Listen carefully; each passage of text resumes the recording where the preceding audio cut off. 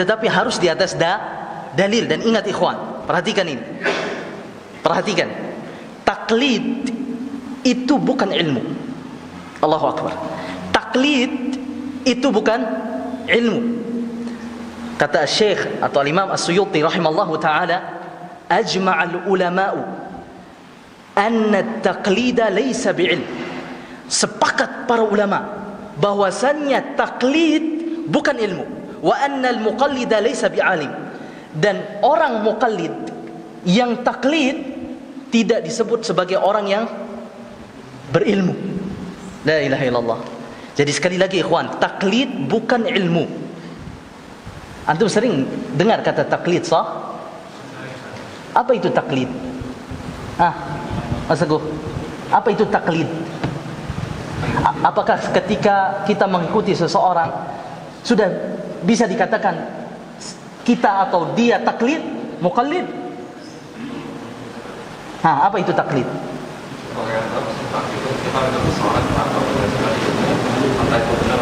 Ahsanta. Jadi kita mengikuti seseorang tanpa mengetahui dalil. Sekali lagi ikhwan, taklid itu kita mengikuti seseorang tanpa mengetahui dalil. Berbeda dengan apa? Ada yang serupa dengan taklid ikhwan. Apa namanya? Ahsanta, ittiba.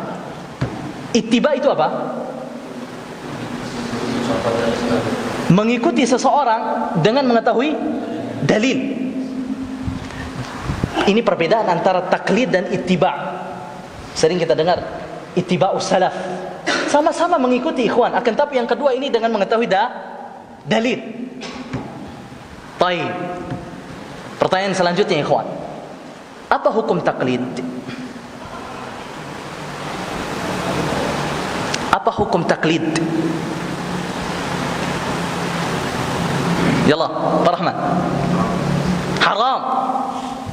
Taklid kata beliau haram. Kata siapa? Yallah jawab. Kita tidak bisa satu tanpa dalil.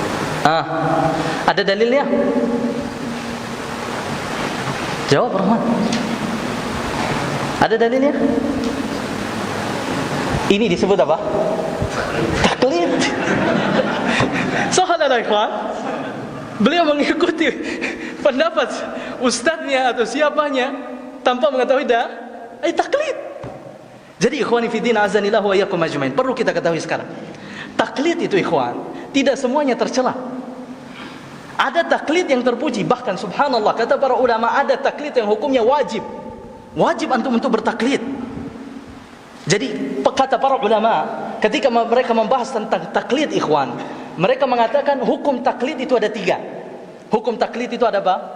Berapa? 3. Yang pertama hukum taklid itu wajib. Kemudian hukum taklid haram. Kemudian yang ketiga apa? Mubah. Mubah.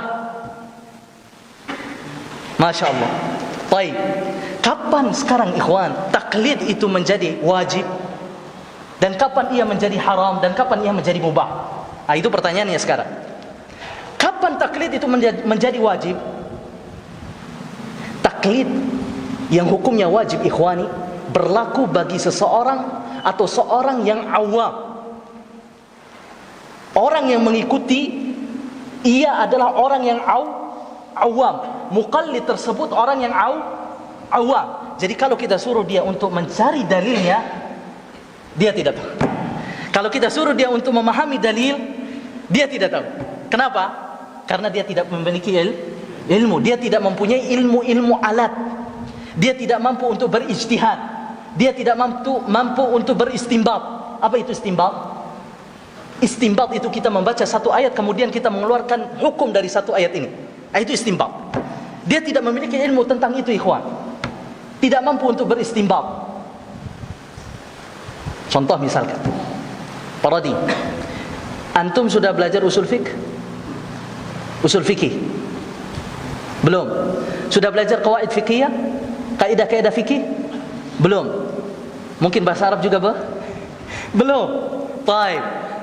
Antum sekarang ada suatu permasalahan yang antum bingung hukumnya apa? Nggak tahu hukumnya apa. Apa yang antum lakukan? Masya Allah, istihad.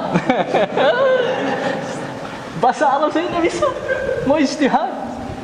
Pak Rodi, tanya ke Ustaz, Haris, soalnya. Nah, ini namanya apa, ikhwan? Taklid. Sekarang Pak Mel, antum belum mempelajari ilmu hadis. Ilmu hadis itu banyak, mustalahul hadis, takhrijul hadis, dan ilmu-ilmu yang lain. Tapi sekarang antum ada hadis di depan antum ini, antum tidak tahu apakah hadis ini sahih atau dhaif, lemah atau sahih. Kira-kira antum tanyakan ke siapa? Atau antum mencari tahu sendiri tentang hadis ini? Tanya ke ustaz. Ustaz, hadis ini sahih atau tidak? Kalau sahih saya amalkan, kalau tidak sahih saya tinggalkan. Fahimtum ikhwan? Inilah taklid. Inilah taklid. Afwan, inilah taklid yang hukumnya wajib bagi dia, ikhwan. Kenapa? Karena dia tidak memiliki apa? Kemampuan. Coba sekarang kalau antum suruh Pak Mel untuk mencari tahu tentang hadis ini, ikhwan. Dikhawatirkan dia akan tersesat. Daripada dia tersesat, mendingan dia tanya Ustaz, sah wala la, ikhwan? Sah wala la? Maka orang yang seperti ini, ikhwan, orang yang awam sekali, maka wajib bagi dia untuk taklid. Ini taklid yang hukumnya wajib. Ini yang pertama. Fahami betul-betul, ikhwan. Yang kedua, taklid yang hukumnya apa? Haram. Baik, taklid yang hukumnya haram. Sekarang, ikhwan, kita telah tahu, mengetahui bahwasanya pendapat yang kita ikuti itu salah. Artinya apa? Dia bertabrakan dengan Al-Quran dan hadis, bertabrakan dengan dalil yang sahih. Tapi ikhwan, kita tidak mau mengikuti Al-Quran dan hadis. Kita buang Al-Quran dan hadis dan kita tetap ikuti pendapat kita yang sebelumnya. Maka kata para ulama, ini termasuk taklid yang haram. Antum Abu Zaidan, antum ikuti pendapat Ustaz antum, Syekh antum, Kiai antum, kemudian setelah itu nampak bagi antum atas kekeliruan atau kesalahan pendapat Ustaz antum, Syekh antum, tapi antum tidak mau tahu karena antum terlalu cinta kepada Ustaz antum hormati Ustaz antum terlalu percaya kepada Ustaz antum buang hadis dan Al-Quran. Taklid ini hukumnya apa? Haram. Dan taklid inilah yang dicela oleh Allah Subhanahu wa taala di dalam Al-Quran. Allah Subhanahu wa taala mencela orang-orang musyrikin. Apa kata Allah? Wa idza qila lahum ittabi'u ma anzalallah. Apabila ya dikatakan kepada mereka orang-orang musyrikin itu, ittabi'u ma anzalallah, ikutilah apa yang diturunkan oleh Allah Subhanahu wa taala. Apa kata mereka? Bal nattabi'u qalu bal nattabi'u ma alfaina alaihi aba'ana. Tidak. Kami tetap mengikuti apa? Peninggalan nenek moyang kami. Ya. Perbuatan bapak-bapak kami terdahulu. Padahal kata Allah Subhanahu wa taala, bapak-bapak mereka, ikhwan, la yaqiluna syai'an wa la yahtadun. Tidak mengetahui apa-apa dan mereka belum diberikan hidayah. Itulah orang-orang musyrikin, ikhwan. Padahal telah datang kepada mereka keterangan, telah datang kepada mereka petunjuk, telah datang kepada mereka peringatan, akan tapi mereka tetap mengikuti apa? Nenek moyang mereka. Inilah taklid yang dicela. Taklid yang haram. Ulang ya Abu Zaidan. Apa itu taklid yang haram?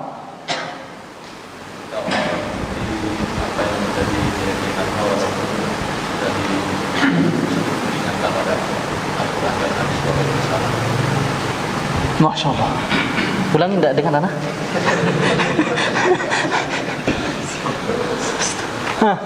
Jika seseorang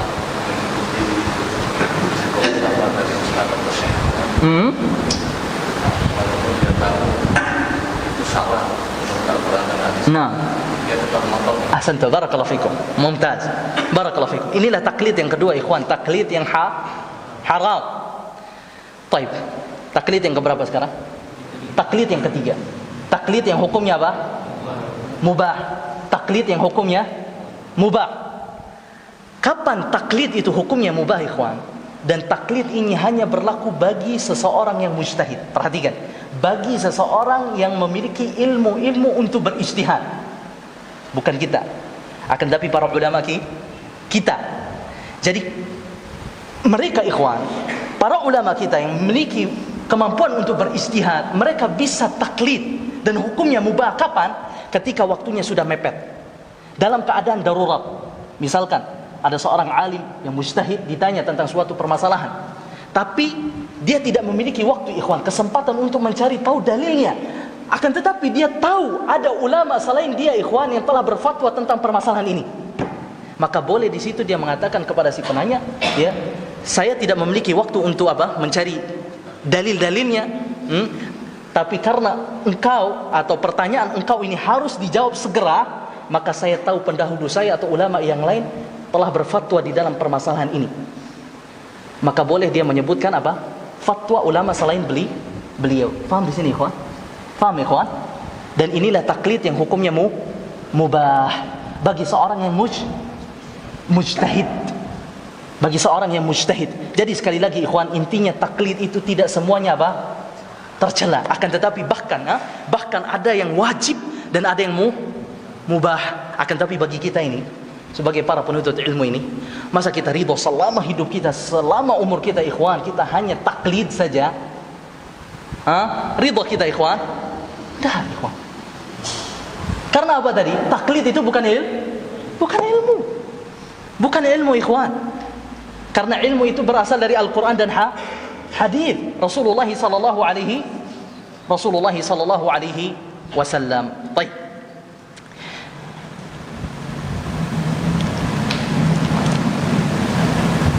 Baik. Sekarang ikhwani fi din, azanillah wa iyyakum ajma'in.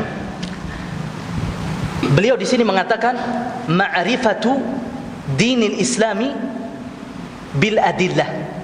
Ma'rifatu dinil islami bil adillah. Mengenal agama Islam dengan dalil-dalilnya. Ini kita ingin mengulangi saja ikhwan.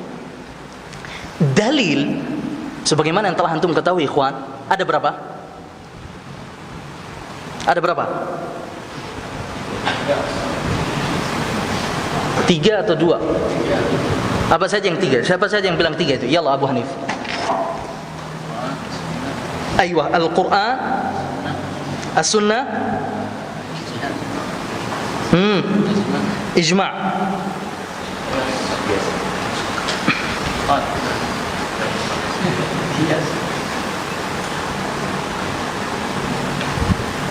Baik. Yalla. Dalil itu ada berapa ikhwan?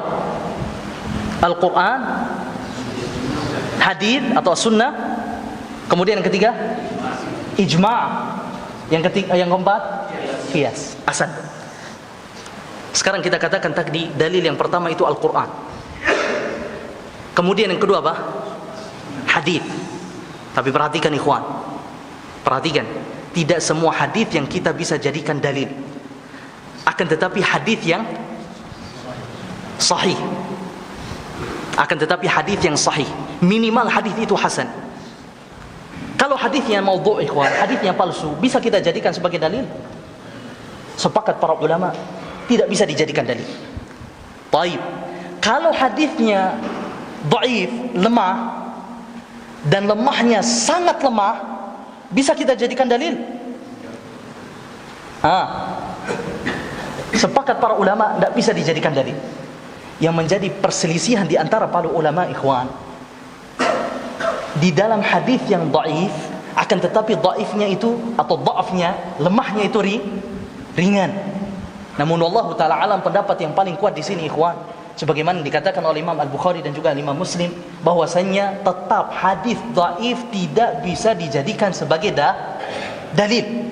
Karena hadis yang lemah itu ikhwan, dia sebatas menghasilkan dhan, dugaan, dan dugaan itu tidak bisa dijadikan sebagai dalil. Dugaan itu ikhwan tidak bisa memberikan apa-apa. Makanya Allah Subhanahu wa taala katakan di dalam surat An-Najm, inna dhanna la yughni minal haqqi syai'a. Sesungguhnya dhan, dugaan itu tidak menegakkan kebenaran syai'a, sedikit pun. Jadi sekali lagi, hadis lemah itu ikhwan hanya sebatas menghasilkan dhan, dugaan, bukan dhan ghalib, dugaan yang kuat. Karena kita katakan tadi ikhwan, kita katakan tadi bahwasannya ilmu itu atau dhan tadi ikhwan tidak memberikan tidak bisa memberikan apa-apa. Fahimtum ikhwan? Fahimtum jamaah? Jadi sekali lagi, wallahu taala alam, pendapat yang kuat di sini ikhwan, hadis dhaif tidak bisa dijadikan sebagai apa? Dalil. Ini tentang hadis. Baik, yang ketiga apa tadi? Ijma'. Antum sering mendengar kata ijma' sah? Sah la? Ijma'ul ulama. Ajma'ul ulama, sepakat para ulama. Apa itu ijma' ikhwan? Simpelnya, ijma' itu ikhwan, bagi yang ingin catat. Ijma' itu kesepakatan seluruh ulama di seluruh dunia itu ijma'. Baik, sekarang kalau ulama Indonesia saja yang sepakat ikhwan, apakah bisa disebut sebagai ijma'? Maksudku? Tidak bisa. Ulama Saudi aja yang sepakat ikhwan, apa bisa disebut sebagai ijma'? Tidak bisa. Ijma' itu seluruh ulama di seluruh dunia sepakat. Apa dalilnya bahwasanya ijma' ini sebagai dalil, sebagai hujjah? Allah Subhanahu wa taala katakan di dalam Al-Qur'an, "Wa may yushaqiqir rasula min ba'di ma tabayyana lahul huda." Barang siapa yang menyelisihi Rasul padahal telah datang kepada mereka apa? Keterangan, petunjuk. "Wa yattabi' ghaira sabilil mu'minin." Dan dia mengikuti jalan selain dari jalan kaum mukminin, orang-orang yang beriman. Ini syahidnya ikhwan. Antum harus ingat kata-kata ini. Dan dia mengikuti selain dari jalan kaum mukminin. Nuwallihi ma tawalla, maka kami akan biarkan, kata Allah Subhanahu wa taala, dia bebas leluasa di dalam kesesatannya, wa nuslihi jahannam, dan nanti di akhirat endingnya apa? Allah bakar dia di jahannam, wa sa'at masira, dan jahannam itu sebagai apa? Seburuk-buruk tempat kembali, kata Allah Subhanahu wa taala. Apa yang anda suruh tadi ikhwan, antum ingat? Wa yattabi ghaira sabilil mu'minin, dan dia mengikuti selain dari jalan kaum mukminin. Apa kata Imam Syafi'i? Yang dimaksud dari jalan kaum mukminin di sini adalah ijma'ul ulama, kesepakatan para ulama. Dan dalilnya juga berdasarkan hadis Rasulullah sallallahu alaihi wasallam, "Lan tajtami'a ummati ala dhalalah." Umatku tidak akan sepakat di atas kesesatan. Ulama ikhwan, tidak mungkin mereka sepakat di atas kesalahan. Berarti kesepakatan mereka itulah kebenaran. Faham dalilnya bahwasanya ijma' itu termasuk dari dalil? Kira-kira faham? Faham insyaallah? Baik. Nanti kita tanya. Nah, harus paham. Sekarang ikhwan, pertanyaannya,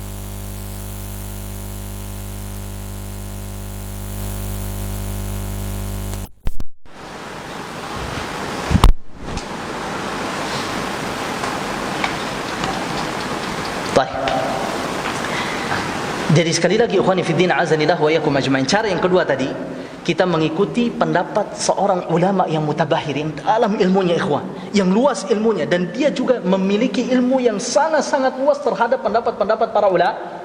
Ketika kita mendapati satu orang yang Masya Allah luar biasa ikhwan di dalam keilmuannya, kemudian dia menukilkan ijma'nya para ulama, setelah beliau atau sebelum beliau? Sebelum beliau. Kalau setelah beliau tidak tahu dia. Subhanallah. Nah, sebelum beliau ikhwan, maka bisa kita ikuti pendapat beliau. Tapi ingat, tidak semua ulama, mohon maaf ini bukan perkataan anak, akan tapi perkataan masyayikh kita, tidak semua ulama.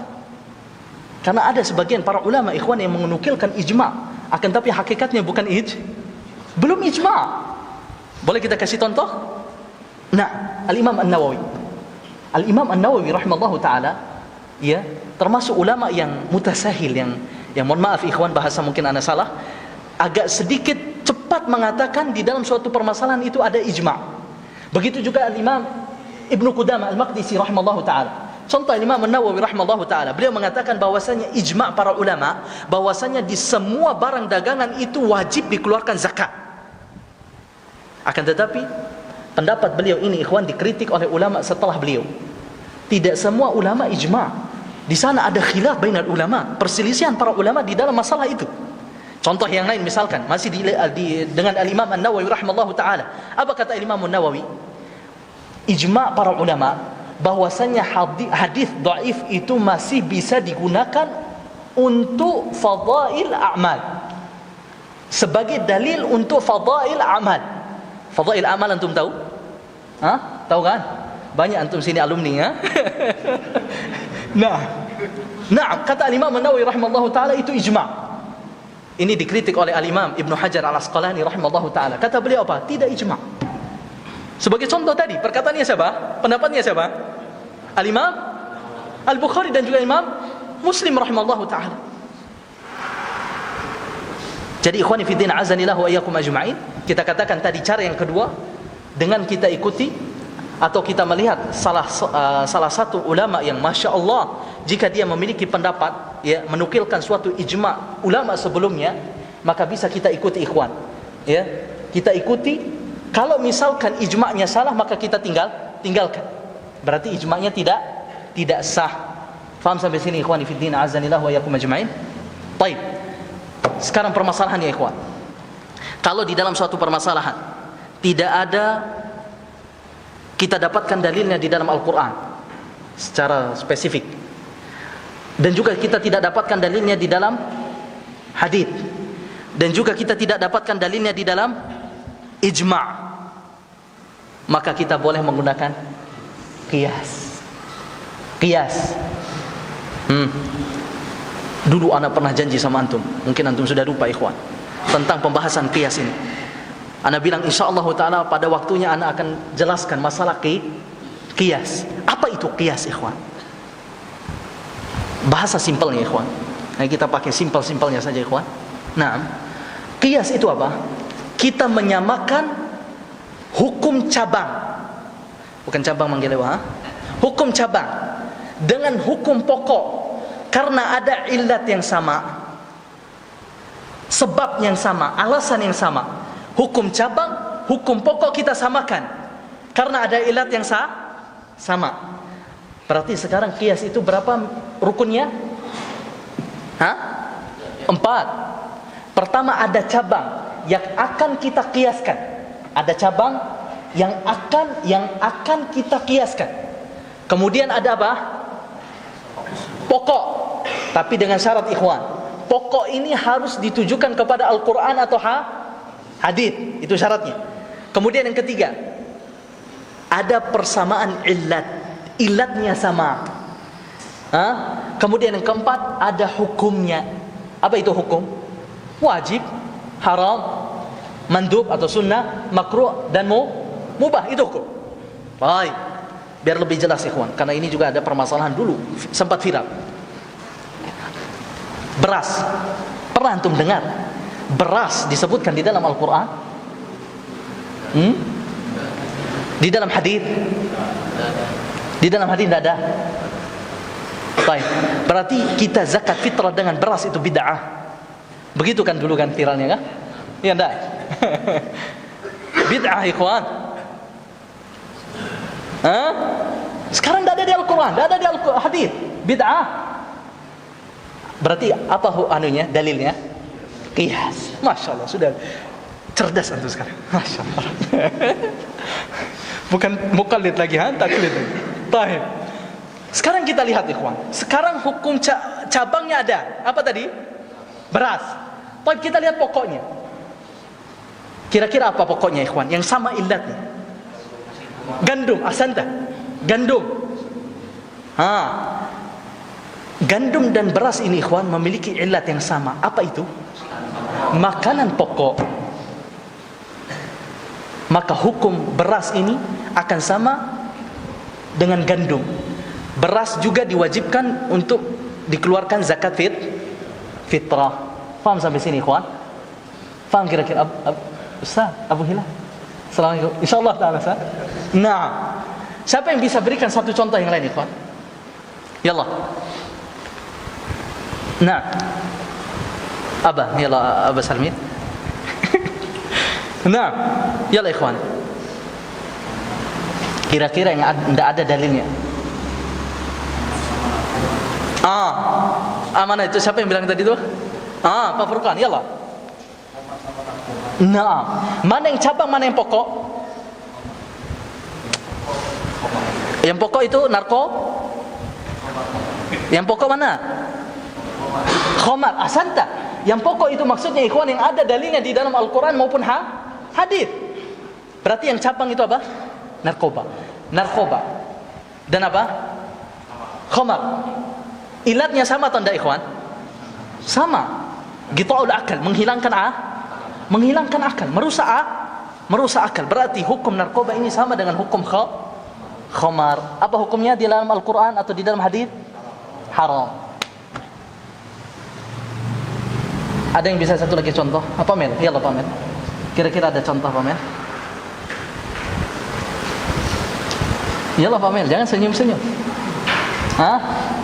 Baik. InsyaAllah ta'ala faham ikhwan tentang qiyas. Baik, yang akan tetapi ikhwan di dalam permasalahan qiyas ini ada kaidah penting. Apa itu kaidah pentingnya ikhwan? Sebagaimana yang dikatakan oleh Imam Ahmad dan juga dikatakan oleh Imam Syafi'i rahimallahu taala. Apa kata beliau atau mereka berdua ulama kita ikhwan? Innama yusarul qiyas inda darurah. Qiyas itu boleh dipakai ikhwan ketika darurah saja. Apa maksud ketika darurah ini ikhwan?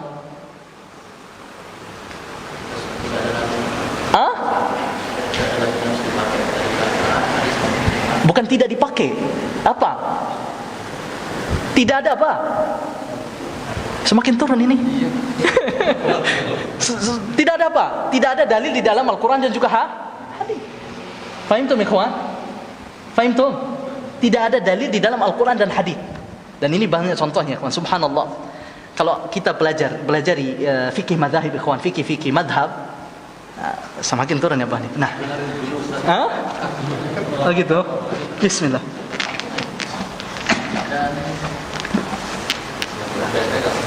Ya Rabbi. Ahsantum. Baik. Sekarang ikhwan, di dalam madhab Al-Hanafi, Al-Imam Abu Hanifah itu ikhwan, terkadang dikritik oleh sebagian para ulama. Kenapa? Karena Al-Imam Abu Hanifah itu ikhwan sering memakai qiyas.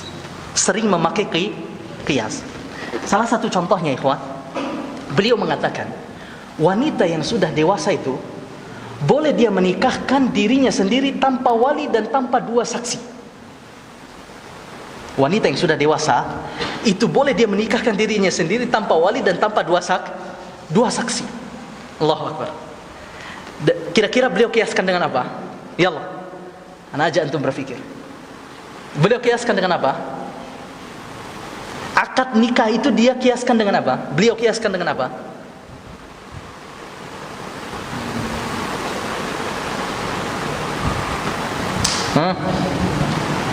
Ya Allah, para ulama fikih. Akad apa? Sedang. Siapa yang bilang jual beli? Masya Allah, faham? Akad jual beli. Kata beliau apa? Tidak ada bedanya antara akad jual beli dengan akad nikah, kata beliau. Beliau kiaskan dengan akad jual beli. Akan tetapi kiasnya ini tertolak, ikhwan. Tertolak. Sebagaimana kata beliau ini, sebagaimana wanita yang dewasa itu boleh dia beli tanpa ada wali, dan juga menjual tanpa ada wali, beliau juga boleh nikah tanpa ada wali, tanpa ada saksi.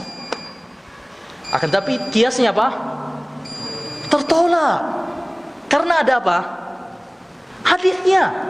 Kata Rasulullah SAW di dalam hadisnya apa? Ayyuma imra'atin nuqihat bighairi idzni waliha fanikahuha batil fanikahuha batil fanikahuha batil. Siapa saja wanita yang menikahkan dirinya tanpa izin walinya, maka nikahnya batil, nikahnya batil, nikahnya batil. Jadi ikhwani fiddin azanillah wa iyyakum ajma'in. Qiyas itu tidak berlaku kalau ada apa? Dalil dari Al-Qur'an dan hadis. Kita azan dulu ikhwan. Nah.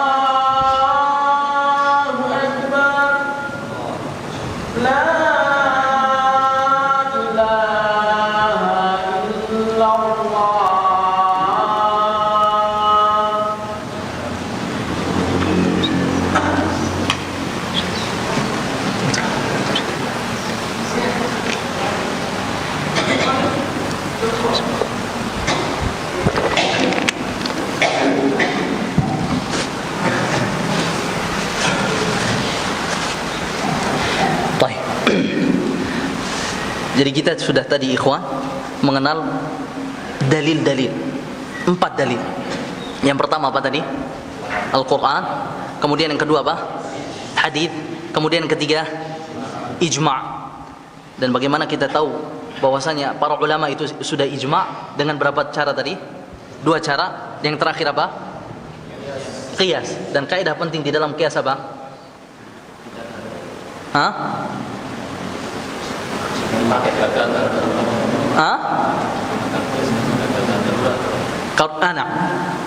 Qiyas dipakai dalam keadaan darurat. Ketika tidak ada dalilnya di dalam Al-Quran dan di dalam hadis dan di dalam ijma', baru setelah itu bisa kita gunakan qiyas. Sebelumnya kita telah membahas tentang apa? Taklid. Taklid. Taklid itu apa kita katakan tadi? Nah, taklid itu bukan ilmu, ahsanta. Kemudian taklid itu hukumnya ada berapa? Tiga. Yang pertama itu apa? Wajib. Haram. Nah, haram. Nah, kemudian yang ketiga mubah. Sengaja anak ulangi ini ikhwan supaya kita apa? Tidak membiasakan diri kita kata ustaz ini, kata fulan ini, kata ustaz ini. Begitu maksudnya ikhwan. Faham tuh? Fahimtum ikhwan? Karena kalau kita lihat para salaf kita, para sahabat radhiyallahu taala anhum ajma'in, mereka ikhwan membiasakan diri mereka di dalam suatu permasalahan itu membawakan dalil. Bahkan mereka membacakan dalilnya. Subhanallah, ada kisah Abdullah bin Abbas radhiyallahu taala anhuma, beliau pernah berdiskusi dengan seseorang ikhwan. Tentang apa? Apakah Nabi Musa yang bertemu dengan Khidir itu adalah Nabi Musanya Bani Israel atau bukan? Di saat mereka sedang berdiskusi, lewat sahabat Ubay bin Ka'ab radhiyallahu taala anhu. Abdullah bin Abbas radhiyallahu taala anhu memanggil Ubay bin Ka'ab. Ubay, ta'al. Kemari. Kami ini sedang berdiskusi. Apakah Musa yang bertemu dengan Khidir itu di dalam surat apa itu? Al-Kahf. Itu adalah Nabi Musanya Bani Israel atau bukan? Apa kata Abdullah bin Abbas? Apakah engkau memiliki ilmu tentang ini? Subhanallah. Tidak malu Abdullah bin Abbas bertanya kepada siapa? Ubay bin Ka'ab. Padahal Abdullah bin Abbas, apa sebutannya yang kita sebutkan dulu? Julukan yang di Turjumanul Quran. Tafsir Al-Quran yang berjalan. Subhanallah. Akan tapi dia tidak malu bertanya kepada siapa? Ubay bin Ka'ab. Apa kata Ubay? Naam, sami'tu Rasulullah sallallahu alaihi wasallam yaqul. Naam, saya pernah mendengar Rasulullah sallallahu alaihi wasallam berkata, lalu beliau menyebutkan hadisnya ikhwan yang menunjukkan bahwasanya Nabi Musa yang bertemu dengan Nabi Khidir itu adalah Nabi Musanya Bani Isra. Itu kebiasaannya para apa? Sahabat membawakan dalil. Apalagi kalau mereka bertemu dengan seseorang ikhwan, ya, yang membantah dalil, baik itu Al-Quran atau sunnah Rasulullah sallallahu alaihi wasallam. Ada suatu kisah ikhwan, Abdullah bin Abbas radhiyallahu taala anhuma, beliau pernah menjelaskan kepada para hadirin saat itu tentang hajinya Rasulullah sallallahu alaihi wasallam. Bahwasanya Rasulullah sallallahu alaihi wasallam haji dengan jenis haji tamattu'. Apa? Dengan jenis haji tamattu'. Tiba-tiba ada dari seseorang hadirin ikhwan yang berkata kepada Abdullah bin Abbas, wahai Abdullah bin Abbas, sesungguhnya Abu Bakar dan Umar mereka haji ifrad. Sebelum kita lanjutkan kisah ini ikhwan, mungkin ada faedahnya ini. Moga-moga ada di antara kita yang dimudahkan untuk haji. Haji itu ada berapa sifatnya? Disebutkan di dalam bahasa-bahasa kita para ulama, bahasa fikihnya itu manasik. Ada 3. Yang pertama apa? Ifrad. Kemudian yang kedua qiran. Bukan qirab, qiran. Kemudian yang ketiga tamattu'. Mumtaz, masyaallah. Apa itu ifrad ikhwan? Bisa haji dan umrah. Hah? Bisa pelaksanaan manasik haji beda dengan pelaksanaan. Bisa haji dan umrah. Pelaksanaan manasik haji beda dan umrah. Nah, beda. Dipisah waktunya. Nah, memang waktunya sendiri-sendiri. Itu apa? Ifrad. Baik. Mungkin ada benarnya. Jadi ifrad itu ikhwan, kita pergi ke Mekah niatnya cuma satu. Apa? Haji. Kita pergi ke Mekah niatnya cuma satu, haji. Makanya nanti ketika kita ihram, kita katakan apa? Labbaik Allahumma hajjan. Ya Allah, saya ingin haji. Kalau qiran yang kedua tadi, sifat yang kedua, manasik, kita katakan metode pelaksanaan ibadah haji. Qiran ikhwan, perhatikan ini. Qiran itu asal katanya apa? Corona. Bukan COVID, Corona. Corona itu apa artinya ikhwan? Mencampur adukan, menggabungkan. Jadi artinya qiran itu ikhwan, sifat haji qiran itu kita menggabungkan niat haji dan umrah dalam satu ibadah, dalam satu perbuatan. Itu namanya apa? Qiran. Menggabungkan dua niat dalam satu apa? Perbuatan. Itu namanya apa? Qiran. Yang ketiga ini perlu antum fokus. Yang ketiga ikhwan, antum pergi ke Mekah di bulan-bulan haji. Apa saja bulan-bulan haji? Syawal, Dzulqa'dah, wa 'ashrun min Dzulhajjah. 10 hari bulan Dzulhijjah. Ini bulan-bulan haji. Jadi antum ke Mekah ikhwan di bulan-bulan haji ini dengan niat awal untuk umrah. Jadi antum di miqat, antum ihram dengan apa? Niat umrah. Kemudian antum pergi ke Mekah, antum selesai dari ibadah umrah antum dengan tahallul. Cukur rambut. Cukur gundul atau cukur pendek. Mana yang lebih utama, gundul atau pendek? Gundul. Ahsan. Berapa kali didoakan oleh Rasulullah? 3 kali. Yang pendek sekali. Naam, ahsan tuh. Selesai dia umrah ikhwan, dia berdiam di Mekah.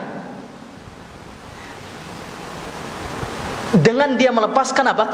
Baju ihramnya. Sekarang diperbolehkan baginya ikhwan, diperbolehkan baginya apa saja yang diharamkan sebelumnya. Memakai pakaian yang berjahit, potong kuku, pakai sabun, pakai minyak wangi dan seterusnya, bercumbu dengan istri, mohon maaf. Nah, dan seterusnya. Dan dia tunggu ikhwan sampai hari rukun ibadah haji. Tanggal berapa itu? 9. Rukun apa itu? Wukuf di Arafah. Wukuf di Arafah. Sebelum tanggal 9 itu ikhwan, atau pada tanggal 9 itu ikhwan, dia niat ihram untuk kedua kalinya. Akan tapi yang dia niatkan pada saat itu untuk apa? Haji. Itu namanya apa? Haji tamattu'. Apa maksudnya tamattu' di sini ikhwan? Jadi tamattu' maksudnya itu ikhwan ada jenjang durasi waktu bagi dia untuk apa? Beristirahat, bersenang-senang. Itu maksudnya tamattu'. Dari kata tamatta'a yatamatta'u, bersenang-senang. Karena apa? Setelah dia tahallul dari ihramnya, dari umrahnya, dia bisa apa? Beristirahat sambil menunggu waktu haji. Dan kebanyakan jamaah kita, jamaah Indonesia menggunakan haji ini tamattu'. Bayangkan ikhwan, kalau misalkan ya jamaah kita hajinya qiran, hajinya qiran itu berbulan-bulan dia memakai baju ihramnya ikhwan. Anggap dia pergi nanti misal di awal Juni ini. Di awal Juni dia pakai baju ihram sampai nanti tanggal apa? Bukan sampai selesai hajinya. Bayangkan ikhwan, tidak bisa pakai sabun, tidak pakai minyak wangi, tidak ada pakaian berjahit. Mohon maaf, celana dalam, baju dalam tidak ada. Semuanya apa? Kain ihram. 2 bulan. Makanya sebagian jemaah haji kita, bahkan semua, mungkin hampir semuanya ikhwan, jenis hajinya apa? Haji tamattu'. Nah, bahaya nanti, melayang-layang dah. Allah musta'an. Allahu akbar, astagfirullahaladzim. Nah, taib. Tapi ikhwan, konsekuensinya yang memilih ibadah haji tamattu' dan qiran, dia harus membayar apa? Dam. Apa itu dam? Menyembelih? Terserah dia ikhwan, sebagaimana dia menyembelih hewan kurban. Itu sifat dari dam. Kalau dia tidak mampu untuk menyembelih, dia puasa berapa hari? 10 hari, asadnya. Berapa? Di mana? 3 di mana? 3 di Mekah, 7 di tanah air. Kalau misalkan kata para ulama tidak mampu dia puasa di Mekah, tidak masalah, 10 harinya dia puasa di tanah air. Itu kurang lebih ya, permasalahan jenis-jenis haji atau manasik haji. Tamattu, qiran, ifrad. Ketika ditanya mana yang lebih utama antara 3 manasik ini ikhwan? Jawab. Antum tahu tadi? Kenapa? Mengikuti Rasulullah sallallahu alaihi wasallam. Dalil tadi sah? Abdullah bin Abbas mengatakan Rasulullah ibadah hajinya haji tamattu. Kita lanjut dari di kisah tadi ikhwan. Apa kata Abdullah bin Abbas? Ketika ada yang berkata kepada Abdullah bin Abbas, "Wahai Abdullah bin Abbas, Abu Bakar Umar dia hajinya haji ifrad." Apa kata Abdullah bin Abbas? "Yushiku an tanzila 'alaikum hijaratu minas sama." Hampir-hampir saja ada batu dari langit yang ingin menghantam kalian. Aqulu lakum qaula Rasulillah. Saya menyampaikan kepada kalian perkataan Rasulullah, dalil dari Rasulullah. hadis dari Rasulullah. Wa taquluna qaula Abi Bakar wa Umar, akan tapi kalian berkata Abu Bakar, berkata Umar. Apa kalian mengira perkataan Abu Bakar, perkataan Umar itu lebih tinggi daripada perkataan Rasulullah sallallahu alaihi wasallam? Allah musta'an. Jadi ikhwani fi din azanillah wa iyyakum ajma'in, perlu bagi kita ini apa? Seperti para salaf kita. Karena kita muttabi'ina salaf, pengikut salafun salih, mengetahui dalil. Fahimtum jamaah? Fahimtum? Naam. Bahkan para tabi'in, para tabi'ut tabi'in, subhanallah, para tabi'ut tabi'in diceritakan ikhwan, mereka, anak-anak mereka yang masih kecil itu ikhwan sudah diajari untuk menghafal hadis. Apa kata Imam Al-A'mash? Allimu sibyanakumul hadis. Ajari anak-anak kalian yang masih kecil itu hadis, agar mereka terbiasa untuk berhujjah, terbiasa untuk berdalil, bukan sebatas hanya kata fulan atau kata allan, lah. Tapi kalau kita ikhwan dibiasakan untuk apa? Taklid. Soalnya antum tanya ke kiai antum, apa dalilnya kiai? Tak perlu antum tahu. Tak perlu antum tahu. Kalau antum anak kasih tahu antum tak faham. Imma kita yang tak faham atau beliau juga yang tak faham. Ikhwan, Allah musta'an. La ilaha illallah. Jadi ikhwani fi din azanillah wa iyyakum ajmain, di sini pentingnya kita belajar. Sekali lagi di sinilah pentingnya kita menuntut ilmu agama, belajar agama Islam. Belajar agama Islam. Dan ana teringat ikhwan, pernah hadis yang kita sebutkan dulu di awal-awal kajian usul thalatha, ya, hadis yang diriwayatkan oleh Imam Al-Bukhari, ya, di mana Rasulullah sallallahu alaihi wasallam menceritakan tentang seorang fajir, seorang yang jahat, yang fasik ketika di alam kuburnya, ketika dia ditanya oleh Munkar dan Nakir, ketika ditanya tentang marabbuka, siapa Rabbmu? Ada yang masih ingat jawabannya apa? Allah. Apa jawabannya, ikhwan? La adri. Apa? Saya tidak tahu. Gitu jawabannya, ikhwan. Innama sami'tu an-nasa yaquluna syai'an faqultuhu. Saya mendengar manusia mengatakan sesuatu, maka saya juga ikut pun mengatakan demikian. Tidak bisa dia jawab, ikhwan. Dia hanya bisa taklid. Nasallahu salamata wal afiyah. Jadi sekali lagi ikhwan, kita beragama, berusaha untuk beragama di atas dalil. Makanya kita harus belajar. Belajar. Dan tahapan kita memahami atau mengetahui dalil itu ikhwan, ada tahapan-tahapannya. Mungkin kita akhiri dengan ini, ikhwan. Yang pertama, kita memahami dalil tersebut. Tentunya ikhwan, kita memahami dalil bukan dengan isi kepala kita sendiri, ikhwan, enggak. Akan tetapi dengan apa? Merujuk kepada pemahaman para salaf kita radhiyallahu taala anhum ajma'in.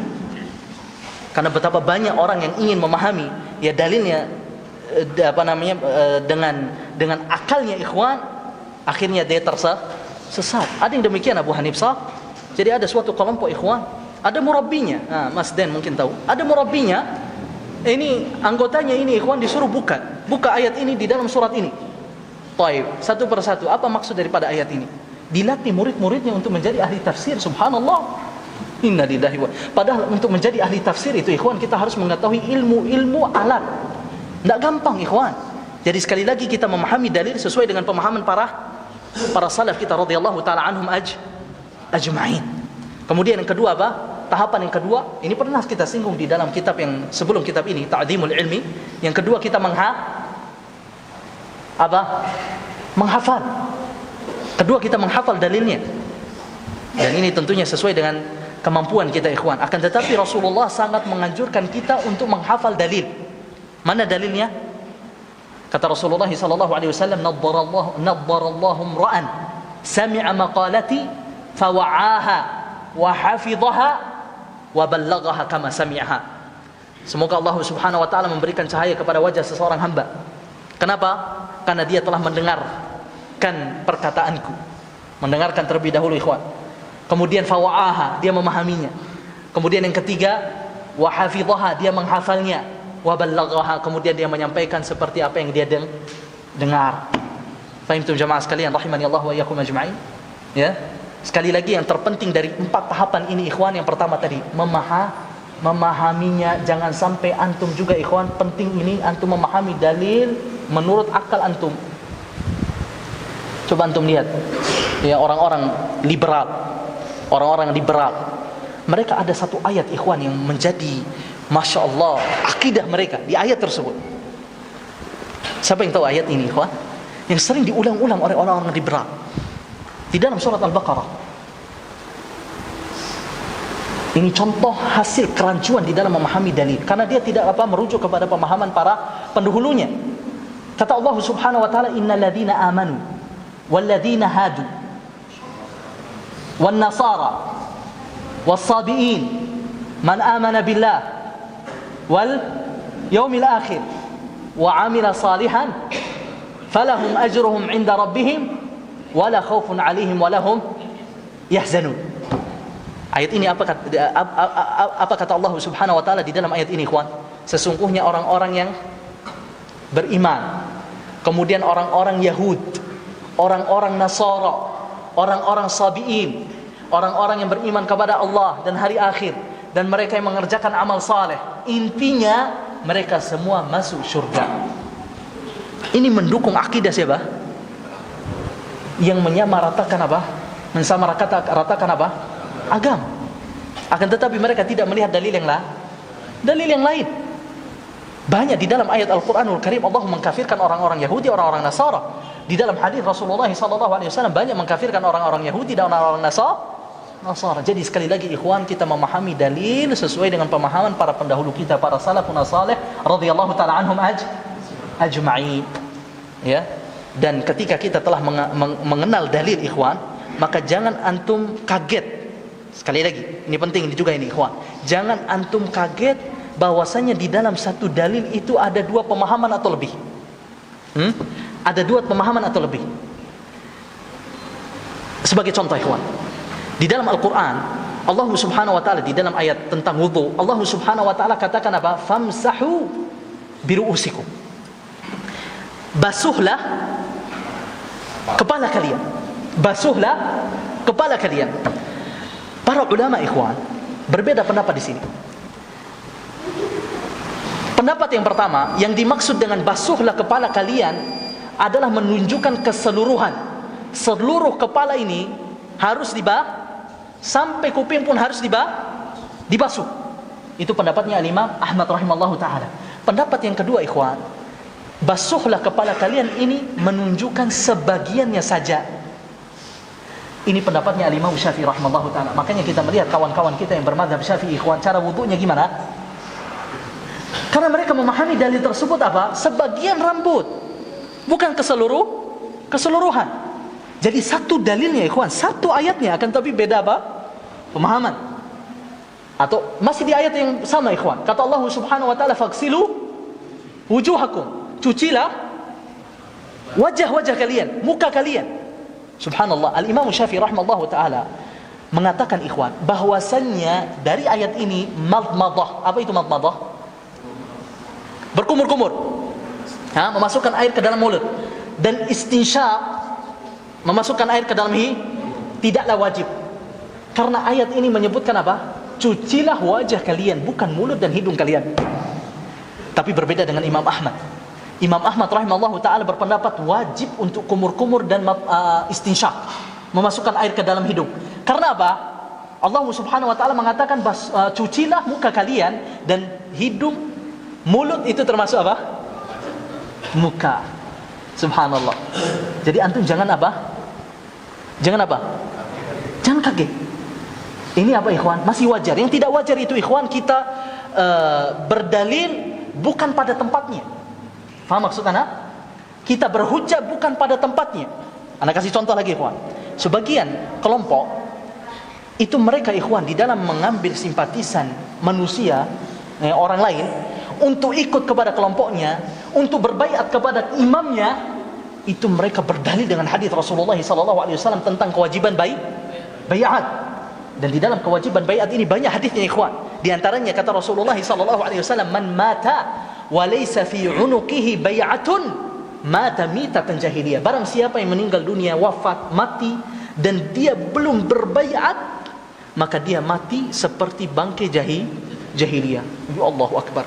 Berarti maksudnya apa? Siapa saja yang tidak baiat kepada imamnya ikhwan, berarti apa? Matinya seperti bangkai jahiliyah. Pertanyaannya sekarang, Kelompok yang begitu ikhwan, sedikit atau banyak? Banyak Lalu bagaimana dengan hadis Rasulullah SAW?